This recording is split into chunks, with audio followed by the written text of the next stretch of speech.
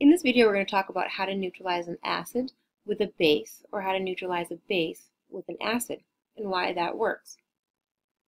And so you can see here, we have a beaker with water, and we have dissolved hydrochloric acid in it. So it has dissociated into its constituent parts a hydrogen ion, which is very important to the definition of an acid, and a chlorine ion.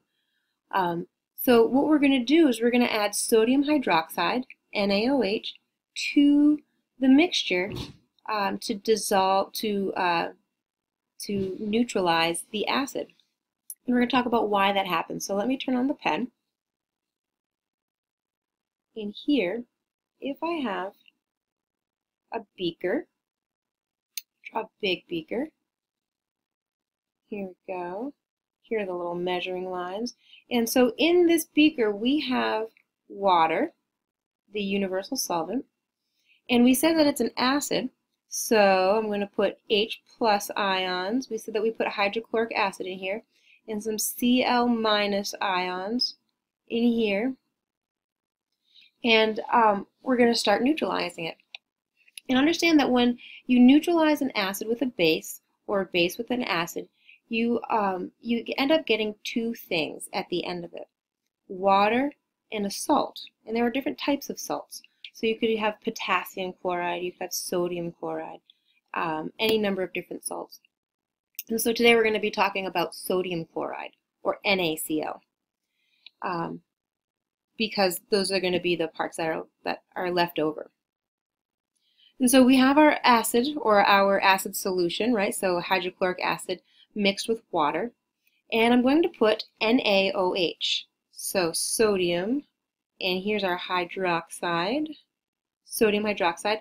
We're going to put this into our acid to neutralize it, and in here it's going to dissociate Na+ and OH-. And so we have interactions in this beaker, and what's going to be interacting are the positive and negative charges. And so if you look here, if we have H+ and OH-, they're going to interact and create H2O, a neutral substance. And if you continue to look, we're going to make our salt. So look, if we have Na+, or a sodium ion, and Cl- left over, those are going to interact, and it's going to make NaCl, or table salt.